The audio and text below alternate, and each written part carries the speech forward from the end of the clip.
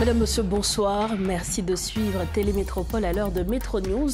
Bienvenue dans cette nouvelle édition de ce journal par la semaine. À la une de ce mercredi, le gouvernement canadien annonce ce financement à hauteur de 60 millions de dollars pour soutenir les efforts multilatéraux visant à stabiliser la situation en Haïti. Cette annonce faite par la ministre canadienne des Affaires étrangères Anita Anand est conditionnée par l'adoption de la proposition de l'administration Trump visant la transformation de la mission multinationale en une force de répression des gangs. Arrêté par des agents de l'ICE en Floride, l'homme d'affaires haïtien Dimitri Vorb est accusé par les autorités américaines d'avoir mené une campagne de violence et d'avoir soutenu des groupes armés, contribuant ainsi à la déstabilisation d'Haïti. Une procédure d'expulsion a été engagée contre lui. Également à la une de ce mercredi, près de 2 ans après la fermeture de l'hôpital de l'Université d'État d'Haïti, en raison des violences, les autorités annoncent sa relocalisation provisoire dans un autre espace. Un protocole d'accord a été signé ce mercredi entre le ministère de la Santé publique et le ministère de l'Économie et des Finances en ce sens.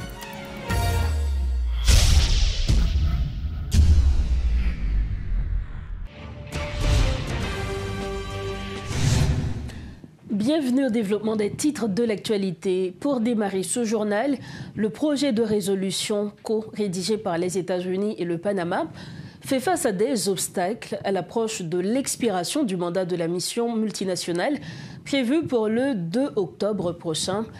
C'est ce qu'a notamment déclaré le secrétaire d'État adjoint américain Christopher Landau. Malgré un large soutien, le vote de la nouvelle résolution reste incertain. La Chine et la Russie, membres permanents dotés d'un droit de veto, participent peu aux discussions. La Chine en particulier a déjà exprimé ses réserves face à une intervention sans véritable transition politique en Haïti. Le sort de cette force renforcée pourrait ainsi se jouer dans les prochains jours, au cœur des négociations diplomatiques à l'ONU. Dans ce contexte marqué par de grandes incertitudes quant à l'adoption de la nouvelle résolution, pour analyser la situation et surtout les différentes alternatives envisageables, le diplomate et expert en relations internationales Pierre-Antoine Louis est avec nous sur le plateau de Métro News. Maître Pierre-Antoine Louis, bonsoir, merci d'être avec nous. Bonsoir, docteur Barthelemy, c'est toujours un plaisir pour m'avoir sur le plateau. Alors, à l'approche de fin de mandat mission multinationale d'appui à la sécurité, transformation en une force de répression des gangs au cœur de débat dans 80e session de l'Assemblée générale des Nations Unies. Qui à venir pour mission Pierre-Antoine Louis? Il y a trois avenirs possibles. Nations Unies, le Conseil de sécurité quand on a décidé mission pas fait travail, il campel. 2, il a transformé en une mission de maintien de la paix des Nations Unies. 3, il a fait une autre formule et Jean a fait qui c'est force de répression des gangs, et puis parallèlement, ils mettent un bureau d'appui à cette force des Nations Unies qui a remplacé le bureau intégré des Nations Unies en Haïti, parce que pas qu'il y a 2 bureaux des Nations Unies en Haïti. Plus probablement, troisième scénario, c'est ça qui a fait, c'est ça qui fait, à supposer que la République populaire de Chine et la Fédération de Russie, au sein du Conseil de sécurité, accepté. L'autre 13 membres du Conseil de sécurité, il n'y a pas de problème. Mais si la Chine et ou la Russie pas d'accord, ils ont voté contre la résolution pas passée. Et si c'est de rester 8 jours avant le 2 octobre pour faire ça. Alors, on nous était dans la première option, quand on dit nous que il se pourrait, puisque le résultat escompté n'est pas gagné, mais jeudi, en actualité, justement, le président William Ruto, dans la 80e session Assemblée des Nations Unies, il fait connaître qu'il y a un pile progrès, que mission beauté, il y a de routes qui ouvertes, il y a un petit monde qui à l'école, sécurité qui établie. Est-ce que vous avez l'impression que M. Ruto et même responsable mission, est-ce que vous avez l'impression que notre tête, il dit, OK, nous pas échoué dans la mission, nous, au contraire, ces résultats nous potent. Bon, moi, je dis que le président Ruto, que je regardé du commencement jusqu'à la fin, il menti. Moi, je dis ça. Mais je ne peux pas dire ça. m'a dit que le président Outo t'a parlé pour audience la Kaili. Tout le monde sait où il a parlé, quel que soit mon ou devant, ouais, il y a un auditoire qui a adressé c'est mon la Kayo. Il y a 3 Kenyans qui sont morts là déjà. Il y a presque une demi-douzaine qui sont blessés. Donc, le président Outo a pour expliquer Kenyans pour qui ça moun sa vient mourir en Haïti. Mais le président Outo, j'ai envie de l'exagérer tout, mais ce n'est pas même une exagération parce que ça le dit pas vrai. Dans le président Outo dit, je avec 2 oreilles moins. Le président Outo dit, Palais national ouvert à travailler là-dedans. Il dit Académie police est ouvert grâce à l'appui mission multinationale d'appui à la sécurité. Le président Outo même dit que l'école ouverte en Haïti déjà. Le président Outo dit l'autre bagaille qui est tellement ridicule, qui n'a pas jamais arrivé.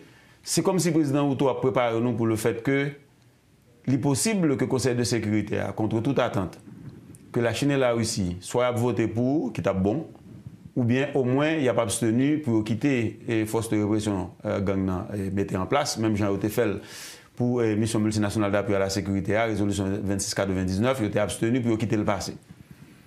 Ou comme j'ai l'impression, ça prépare une sortie honorable, parce que si la résolution ça a passé, Kenya n'a pas obligé de rester là avec les policiers. Il n'a pas obligé d'intégrer une nouvelle mission. Il a exhorté pour faire ça, mais il n'y a pas qu'à retirer quoi.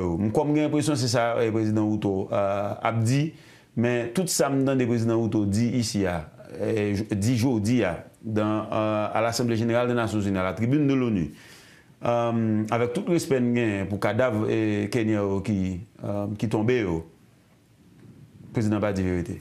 Alors, nous connaissons que fin mandat mission multinationale là, il est presque arrivé, d'ailleurs, évoqué pour nous, c'est le 2 octobre. Qui ça qui a passé? Parce que même si que force de répression des gangs, Yota admet l'état passé, votre temps passé, ou ici ensemble avec Chine Tabay, possibilité pour le passer. Mais entre-temps, nous connaissons que le printemps pour venir pour le tablir dans le pays. Qui genre ouais paysage haïtien, notamment sur le plan sécuritaire pendant temps ça? Pendant temps ça, ma visité pas vraiment prophète de malheur, même quand anticipé par rapport à ça qui arrivait déjà, que force asymétrique qui contestait l'autorité de l'État, ils sont aussi intelligents que moi, ils ont regardé. Ils veulent positionner stratégiquement. Remplir vite que vous avez rempli, de telle sorte que les forces à venir, ils mettent le lentille sous l'île. Puis vous avez intimidé les gens tout avant de venir. Regardez qui sont pas le faux tout là. Regardez qui sont pas le faux tout là. Et puis, dans le meilleur des cas, on a après 5-6 mois pour arriver là. Au-delà dans le meilleur des cas. Dans le meilleur des cas. Parce que, mais ça fait ça. Premièrement, on a demandé pour venir à plus de monde, autour de 5500.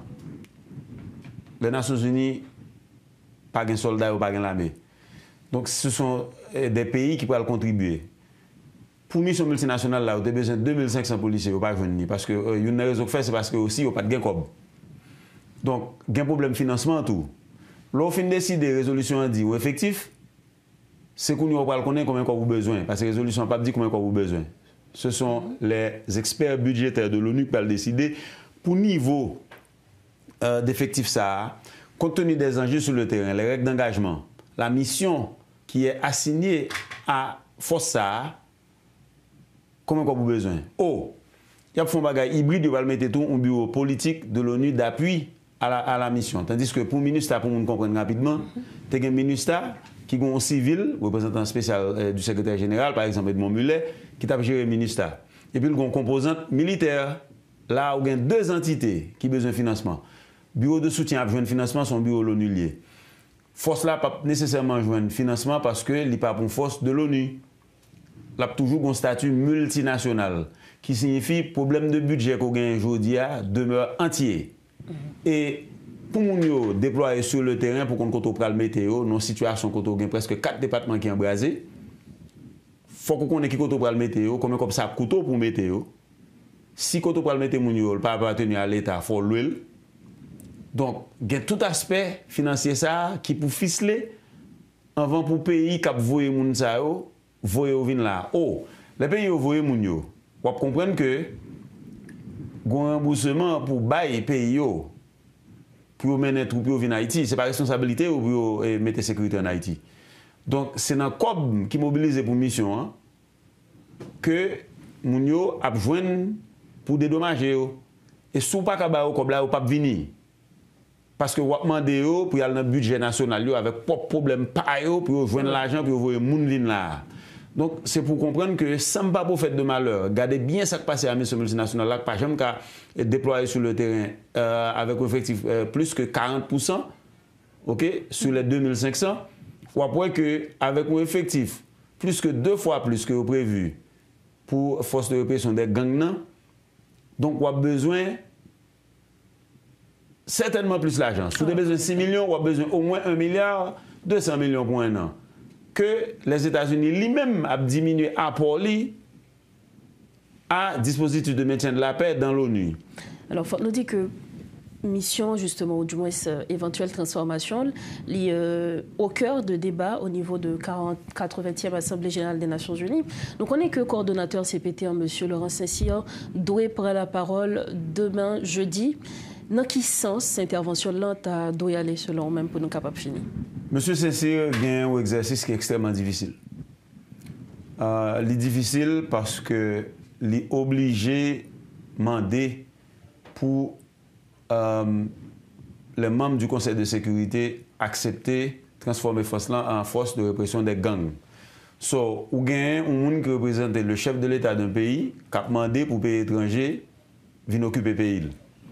Parce que l'État est incapable de l'assurer sécurité. Ça, c'est la première délicatesse. Et on connaît ça, Haïtien noué. Quand un pays ça devient indépendant.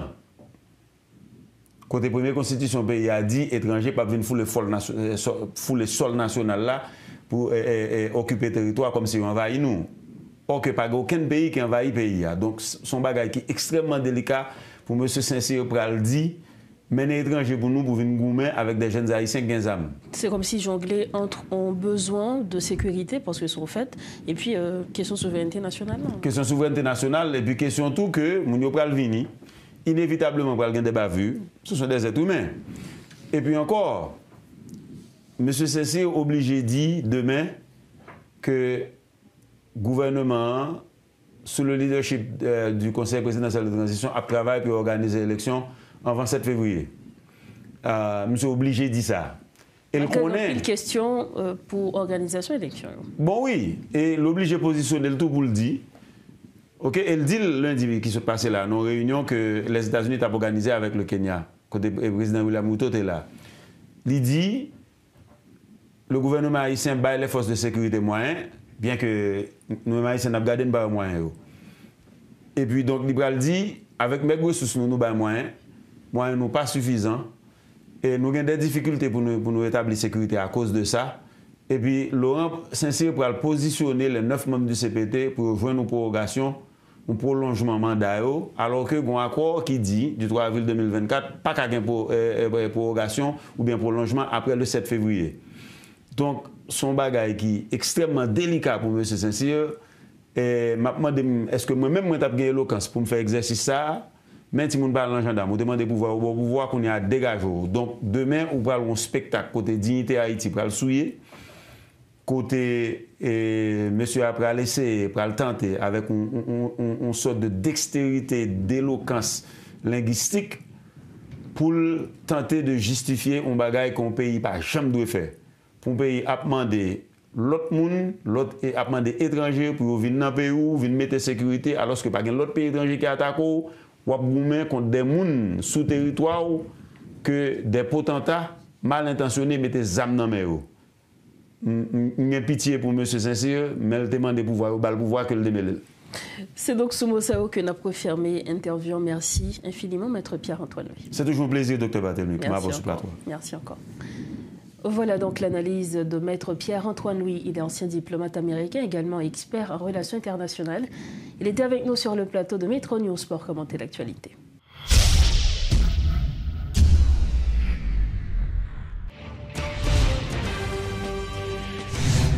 Merci de votre fidélité à Metro News. Entre-temps, le Mexique a annoncé lundi sa contribution au fonds volontaire alors que les États-Unis, le Kenya et Haïti ont mené des efforts lors d'une réunion de haut niveau à New York pour obtenir le soutien du Conseil de sécurité des Nations Unies afin de transformer la mission dirigée par le Kenya en difficulté en une force de répression des gangs plus importante et dotée d'un mandat plus large. Enrique Ochoa, vice-ministre mexicain des Affaires multilatérales et des droits de l'homme, a déclaré que son pays était d'accord sur la nécessité d'avoir une mission beaucoup plus forte, dotée des ressources financières et de l'équipement nécessaire pour faire face à la terrible situation que connaît actuellement Haïti. Il a ensuite annoncé que le gouvernement mexicain avait versé une contribution au fonds fiduciaire. Mardi, lors d'une réunion ministérielle de haut niveau à l'ONU, co-présidée par Haïti, le Canada, s'est engagé à verser 60 millions de dollars canadiens supplémentaires pour la mission de sécurité et la force qui lui succédera. Toujours dans ce chapitre, le président kenyan William Ruto a profité de son intervention à la tribune des Nations Unies ce mercredi pour saluer les avancées de la mission multinationale en Haïti et demander un engagement international plus ferme face aux défis sécuritaires. Le combat contre les gangs et la restauration durable de la sécurité en Haïti nécessitent plus qu'un simple mandat. Cette hôtesse pour les Nations Unies et leur capacité à agir, a-t-il averti. Suivez un extrait traduit du discours du président kenyan, William Ruto. Nous sommes fiers d'avoir dirigé la mission multinationale d'appui à la sécurité, MMAS, en Haïti. Pas parce que c'était facile, mais parce que la solidarité, c'est l'essence même de l'ONU. Madame la Présidente, le mandat de la MMAS expire dans quelques jours. En tant que pays chef de file, permettez-moi de brièvement vous faire part de nos expériences, les succès comme les difficultés. Il s'agit là d'un avertissement, mais également d'une leçon concernant les forces et les faiblesses du dispositif mondial de gouvernance actuel. Bien trop longtemps, le peuple d'Haïti a lancé des appels au monde, et trop souvent, leurs appels se sont heurtés au silence, à l'hésitation ou à des demi-mesures. Haïti nous a tragiquement rappelé ce qui arrive lorsque la communauté internationale détourne le regard, lorsqu'elle traîne les pieds ou lorsqu'elle n'offre un soutien à contre-cœur. Lorsque le Kenya a répondu à la demande des autorités haïtiennes, c'est parce que nous pensions que nous joignions à un effort véritablement multinational. Nous sommes félicités, nous avons pleinement adhéré à la résolution 2699 par laquelle le Conseil de sécurité avait autorisé la MMAS, le Kenya étant pays chef de file. Nous inspirons de nos décennies d'expérience d'opérations de maintien et de consolidation de la paix, nous sommes portés volontaires. Nous avons proposé de diriger la mission. Nous avons déployé nos policiers pour affronter la menace de la violence des gangs à Port-au-Prince et dans ses environs. Madame la Présidente, Mesdames et Messieurs, la mission a fonctionné dans un environnement volatile avec d'immenses contraintes. Elle a été sous-financée, sous-équipée. Elle a fonctionné en dessous de 40% de ses effectifs autorisés. Nos policiers ont courageusement assumé leurs responsabilités sans le plein appui logistique qui devrait accompagner toute mission avalisée par l'ONU. Malgré ces difficultés, malgré tous les obstacles, la MMAS a apporté des résultats que beaucoup pensaient impossibles. Le palais présidentiel, qui autrefois était assiégé par les gangs, aujourd'hui est à nouveau le siège du gouvernement. Le siège de la police et le centre de formation de la police qui avait été pris d'assaut par les gangs sont maintenant sécurisés et actuellement l'académie est en train de former de nouveaux policiers dont 700 ont été diplômés il y a quelques mois.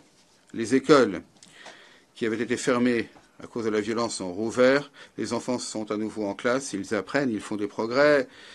Les routes qui autrefois étaient contrôlées ou bloquées par les gangs ont vu le retour de la circulation. Les cas d'enlèvement et d'extorsion ont connu une très nette réduction.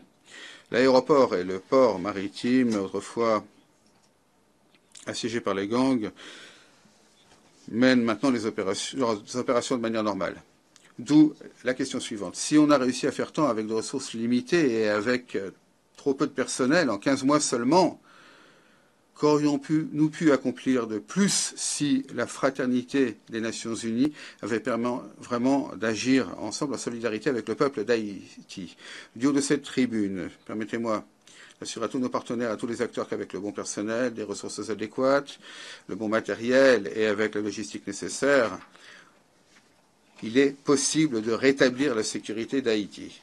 Il est possible de neutraliser les gangs. On peut assurer la sécurité des rues, des écoles, des hôpitaux et des maisons. Le harcèlement constant, les enlèvements, les actes criminels rendant insupportables les vies des Haïtiens sont inacceptables, injustifiables. Cette organisation doit y mettre un terme, les Nations Unies. Madame la Présidente, alors que le Conseil de sécurité délibère sur les prochaines mesures à prendre, nous ne devons pas perdre de vue le fait que la situation en Haïti exige une attention soutenue, coordonnée et concentrée, une attention internationale. Une transition bien ordonnée après la MMAS est essentielle pour consolider les acquis jusqu'ici durement acquis. J'exhorte le Conseil de sécurité et tous les partenaires à continuer à faire en sorte qu'Haïti avance sur une voie de paix, de stabilité et de renouveau. Autre grand point de l'actualité, le département d'État a déterminé que la présence ou les activités de Dimitri Vorbe aux États-Unis pourraient avoir de graves conséquences sur la politique étrangère américaine, ce qui a servi de base à l'accusation d'expulsion. Plus précisément, les responsables ont déterminé qu'il s'était livré à une campagne de violence et de soutien aux gangs qui avaient contribué à la déstabilisation d'Haïti. Dans un contexte marqué par la recrudescence des violences, le directeur général de la police nationale d'Haïti, Vladimir Paraison, a rencontré mardi une délégation diplomatique américaine conduite par David Howell, assistant-chef de mission à l'ambassade des États-Unis en Haïti. La rencontre, tenue au siège de la direction générale de la PNH à Claire-Sinuit, avait pour objectif principal de renforcer la coopération sécuritaire entre les deux pays. Les discussions ont porté notamment sur la protection de la zone de Tabar et des environs de l'ambassade américaine. Autre dossier, l'UNICEF se dit profondément choqué et préoccupé par la mort de 10 enfants en seulement 10 jours à Port-au-Prince. Selon les informations disponibles, au moins 6 enfants et plusieurs adultes ont été tués samedi soir lors d'une frappe de drone dans le quartier de Simon-Pelé. Parmi les victimes figurait une fillette de 4 ans qui a perdu la vie alors qu'elle jouait devant sa maison. De nombreuses autres personnes, dont des enfants, ont été blessées, peut-on lire dans une déclaration de la représentante de l'UNICEF en Haïti en date du 23 septembre 2025. L'UNICEF appelle à des mesures urgentes pour garantir la protection des enfants et le respect de leurs droits fondamentaux. Chaque enfant en Haïti a droit à la sécurité, à la dignité et à la protection. L'UNICEF reste aux côtés des enfants haïtiens et continuera à travailler avec ses partenaires pour que leurs droits soient respectés et protégés en toutes circonstances. L'historien Michel Soukar doute de la faisabilité des élections en Haïti dans le contexte actuel. Il juge l'électorat préoccupé par d'autres problématiques que la politique actuellement. Invité à la rubrique Le Point de Métropole ce mercredi, il a insisté sur la nécessité pour les Haïtiens de se prendre en main afin d'en finir avec, nous citons, le gaspillage du pays. Suivez l'analyse de l'historien Michel Soukar.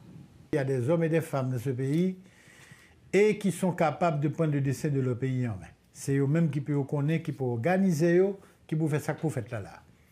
Et puis suspendre quitter étranger bêtises à pays. Vous connaissez une chose qui est vraiment écœuré et révolté. Ça m'a regardé quand tu étais jeune garçon et jeune femme, années 60 et 70, toute classe, toute couleur qui a une information, qui a vie pour pays ça. Ça qui mourit les âmes à la main. Et puis, qu'on a regardé qui ont bonne vacabond depuis 30 ans, 40 ans, gaspiller un pays, gaspiller lui ton peuple. Et puis, on est monté au pouvoir avec slogan que jeune garçon et jeune femme, ça mourir. Lutte pour peuple, anti-pays, à licencier, c'est là. Et puis, c'est eux encore qui mettent de la cocaïne dans mes jeunes petits, dans mes adolescents, qui mettent des pays à côté de lui. C'est ça qui est révoltant. Mais quelle alternative, je dis, Michel Soukar? Alternative là, dans tous les pays, à tous les moments de l'histoire, c'est mon pays qui prend courage à demain, qui met tête sous ses épaules, qui construit quelque chose. Mais chemin ça long quand même. Quel long, quel pas long, il faut commencer un jour. Sinon, pas besoin de faire. Oui, mais un peu l'Haïtien souhaitait retirer Haïti dans l'état de pourrissement que lié. Ça fait pour ça. Dieu, ça fait pour ça. Ben justement, c'est que ça me pose ça que tu as de fait. Ça que tu as de fait, je répète. Il faut que les Haïtiens mettent dans tête un. Est-ce qu'on est convaincu que Haïti pour vous? Si vous êtes convaincu qu'Haïti pour ou même en tant qu'Haïtien, en tant que maître caille qui soit fait, en tant que maître la cour qui soit fait, si vous n'êtes pas convaincu de ça, vous ne pouvez jamais faire rien. Vous attendez que c'est l'autre qui vient faire. L'autre ne peut jamais faire pour vous. L'autre a fait pour tête pas. Et c'est normal, c'est comme ça la vie aille. En un mot, c'est ramasser caractère nous. Si nous connaissons que nous pas ça, tout deal. Et puis nous faisons deal, nous louer pays ou bien nous vendons l'autre. C'est ça pour lier. Pour refermer la page nationale de Métro News, signature ce mercredi d'un protocole d'accord entre le ministère de l'Économie et des Finances et le ministère de la Santé sur la réouverture de l'hôpital général dans un autre espace. Selon les informations des responsables, l'hôpital de l'Université d'État d'Haïti devrait rouvrir ses portes prochainement dans les locaux de la Direction d'organisation des services de santé situés à la rue Camille Léon. Il s'agit de permettre à la population de jouir pleinement de son droit à la santé en dépit de la crise sécuritaire, soulignent les différentes autorités ayant pris part à la cérémonie de la signature de ce protocole d'accord à la villa d'accueil ce mercredi. Nous arrivons au terme de cette édition de Métro News. Avant de partir, le rappel des titres à la une. Le gouvernement canadien annonce un financement à hauteur de 60 millions de dollars pour soutenir les efforts multilatéraux visant à stabiliser la situation en Haïti. Cette annonce faite par la ministre canadienne des Affaires étrangères Anita Anand est conditionnée par l'adoption de la proposition de l'administration Trump visant la transformation de la mission multinationale en une force de répression des gangs. Arrêté par des agents de l'ICE en Floride, l'homme d'affaires haïtien Dimitri Vorb est accusé par les autorités américaines d'avoir mené une campagne de violence et d'avoir soutenu des groupes armés, contribuant ainsi à la déstabilisation d'Haïti. Une procédure d'expulsion a été engagée contre lui. Et puis près de 2 ans après la fermeture de l'hôpital de l'Université d'État d'Haïti, en raison des violences, les autorités annoncent sa relocalisation provisoire. Un protocole d'accord a été signé ce mercredi entre le ministère de la Santé publique et le ministère de l'Économie et des Finances en ce sens. Voilà ce qui met fin à cette édition de Métro News. Merci infiniment de votre attention et surtout de votre confiance. On se retrouve bientôt. Entre-temps, restez branchés Métropole et prenez soin de vous. Bonsoir.